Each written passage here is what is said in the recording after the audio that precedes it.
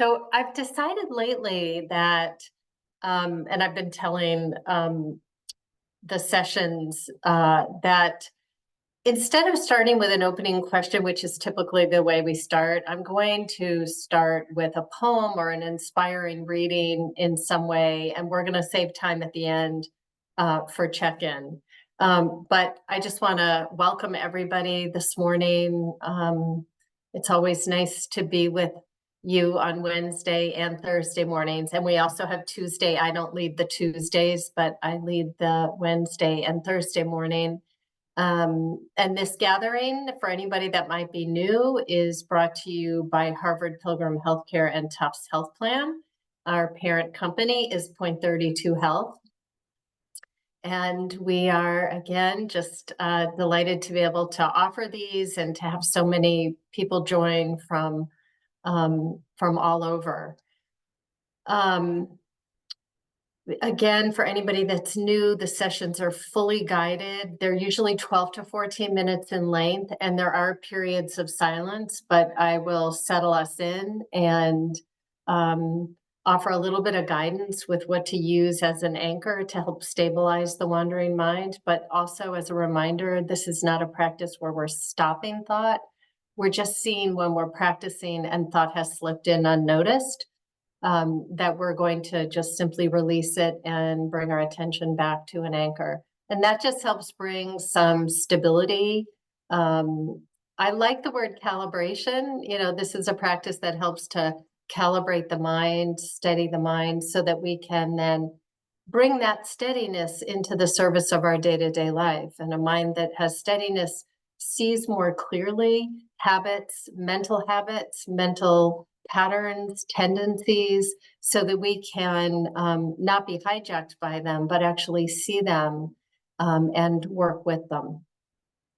So having said that, I found a poem, and this is by Dana Fald, who, as many of you know, is one of my favorite poets. She's the one who I think is kind of similar to a modern day Rumi or Hafiz.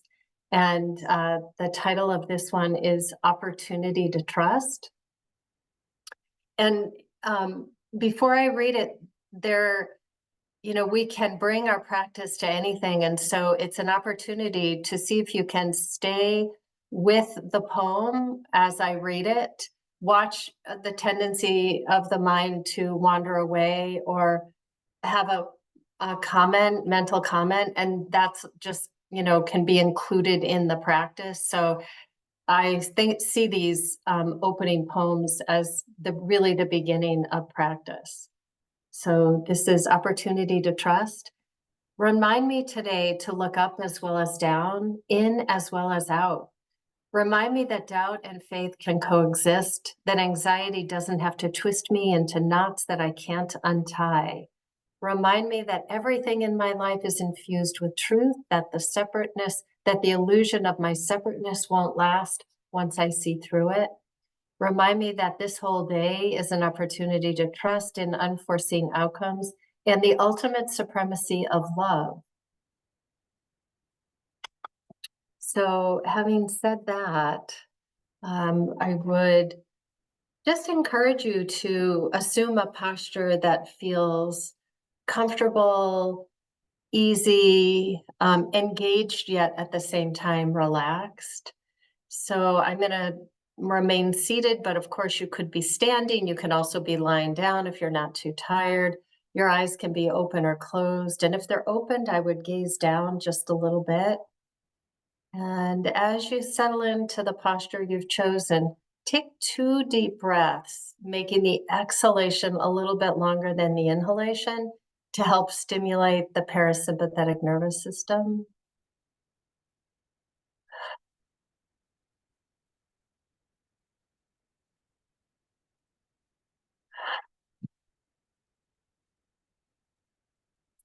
And go ahead and make any micro movements again so that the body is upright and engaged, yet you're also feeling some ease.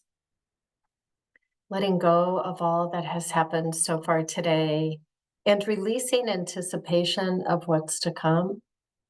So bringing the mind and the body together in this moment,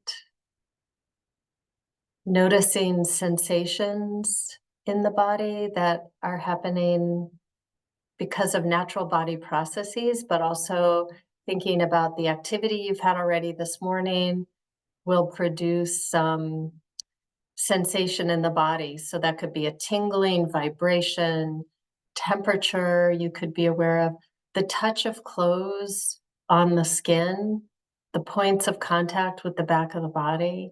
So take a moment to just bring whole body awareness with an attitude of receptivity to whatever you're experiencing.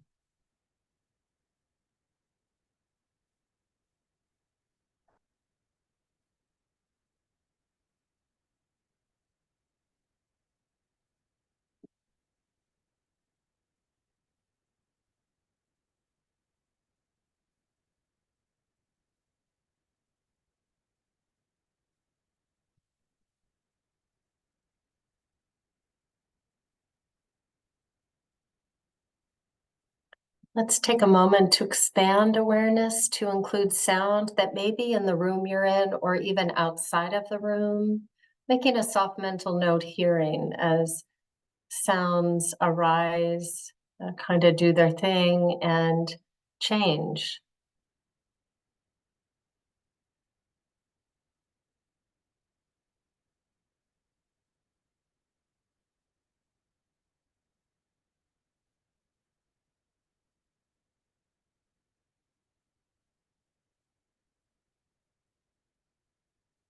And allowing sound to remain in the background as it will. Let's go ahead and bring awareness back inward. And I'm going to guide us through a body scan, and then we'll land on an anchor for the wandering mind to bring some stabilization, steadiness.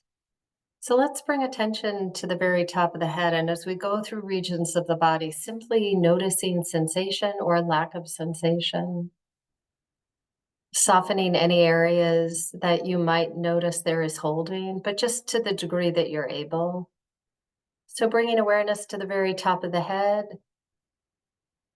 coming down over the sides and the back of the head, including the ears.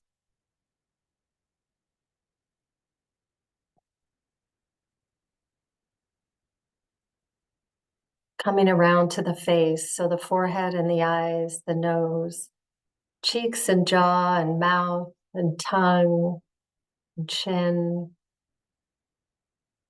And see if you can bring some softness to the muscles of the face and notice sensation in this isolated area of the body.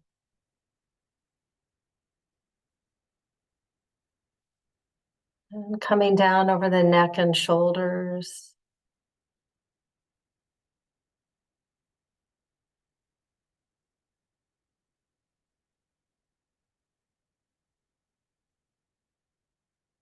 What sensations are in this area of the body or a lack of? And let's start to bring awareness down over the upper arms, the forearms, and the hands, both the left and the right.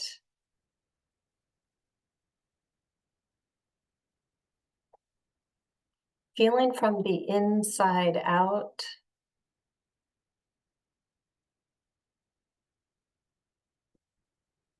And bringing awareness to the torso. So the front and back of the body internally, isolating this part of the body in your field of awareness and just receiving the sensations being offered.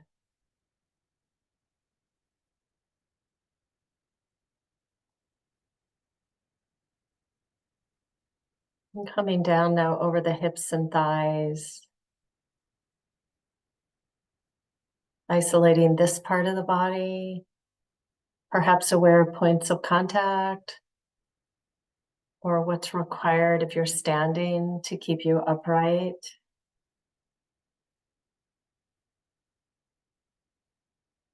Moving down to the knees, the lower legs, and the feet.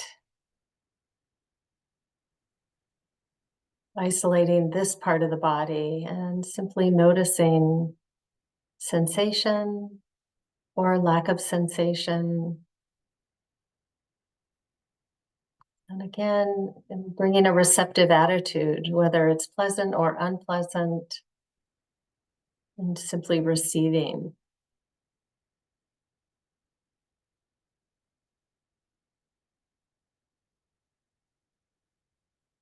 And releasing, coming back now to whole body, holding the whole body in your field of awareness, noticing sensation, points of contact with the surface or with the clothes on the skin.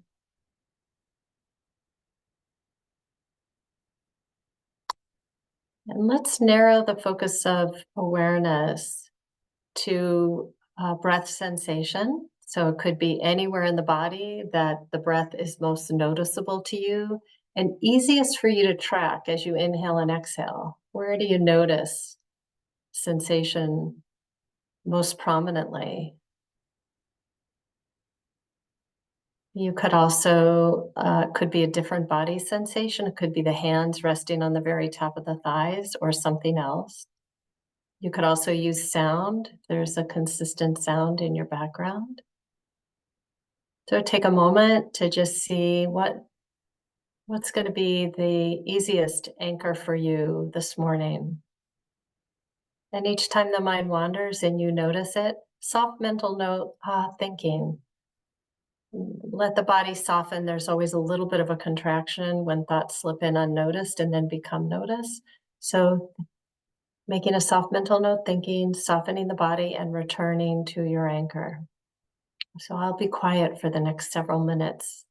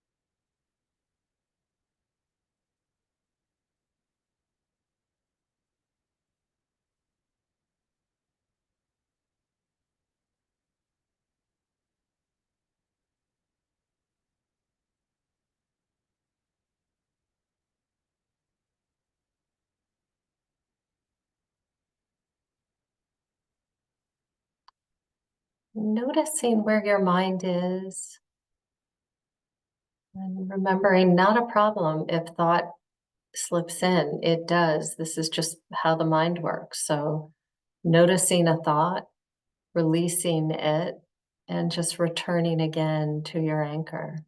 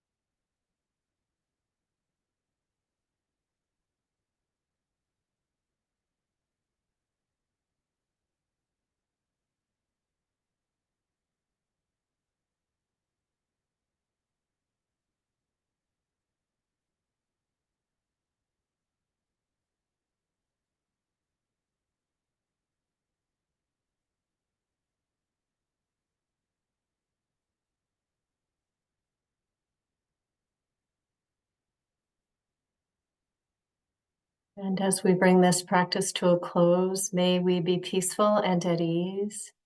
May our heart be soft and open.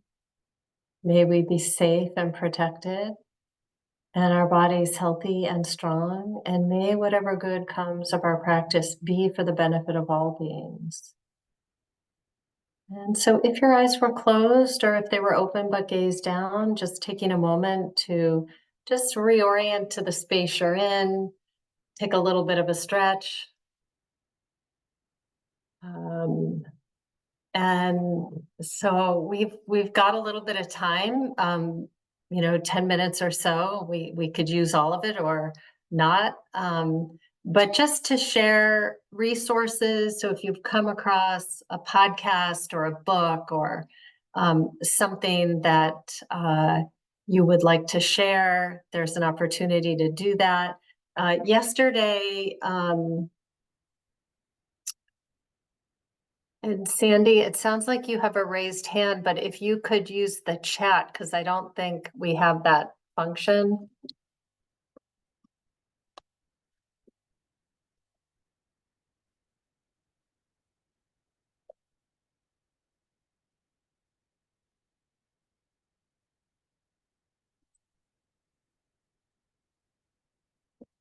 So I just put, although I think I've mistyped that, it should say soundcloud.com/mindthemoment.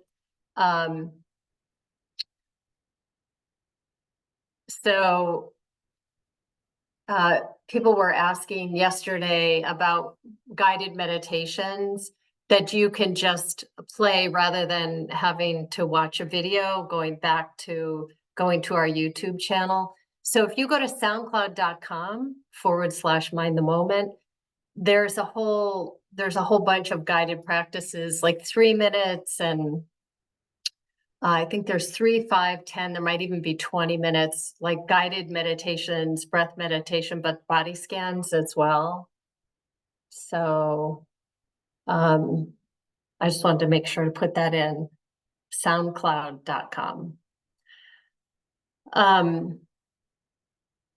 Yeah, so and also anybody that wants to say anything about how their practice was this morning, um how that felt, or any questions about it, there's an opportunity to do that.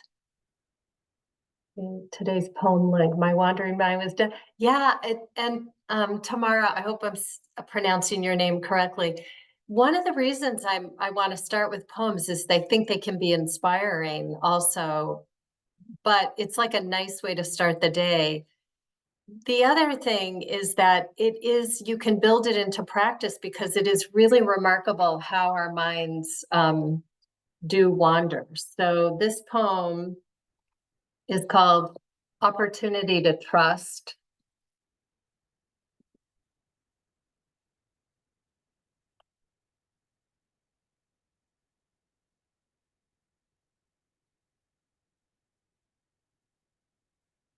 And this is actually the book. It's called Breath of Joy, and it's really good. I mean,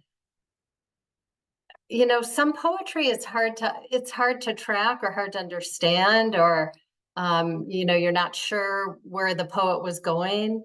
I mean, oftentimes poets and writers will say, whatever somebody gets from it, that's the meaning for them. Her poems feel straightforward to me in a kind of way that they are easy to relate to. So I just really like her a lot. And the same with John O'Donohue and Wendell Berry.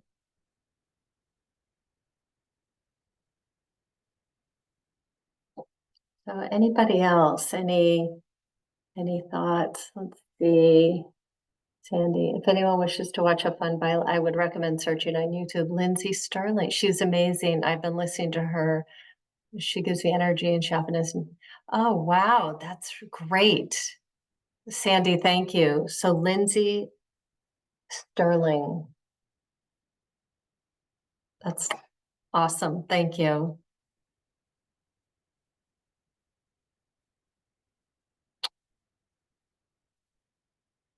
Anybody else? And of course, questions. If you have any questions at all about practice, I like to just repeat the instruction that we don't have to worry about our minds wandering during practice, because our minds will wander during practice. Mind wanders. It's almost like it's the nature of the mind to just pump out thought.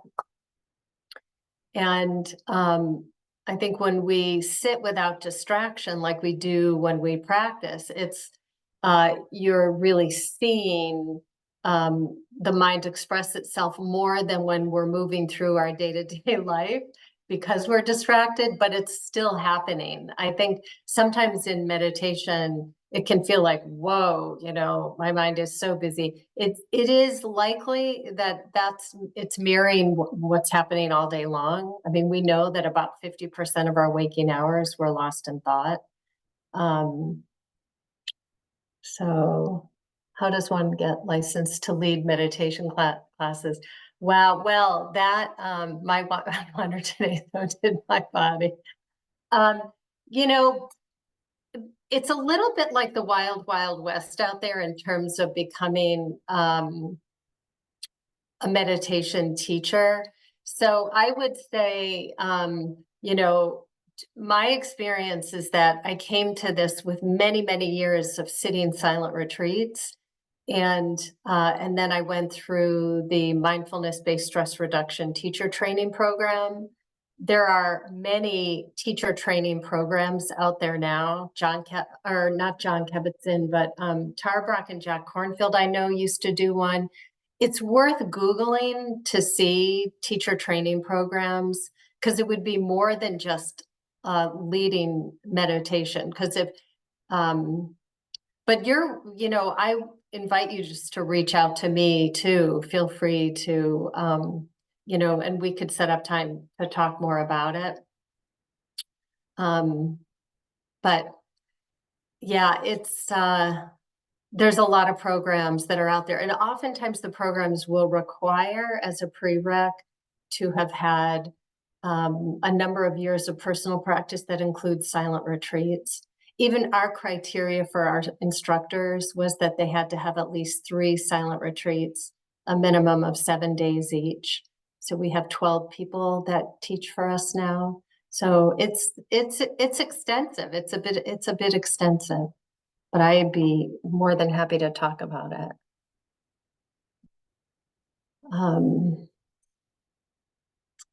Anything else on anybody's mind?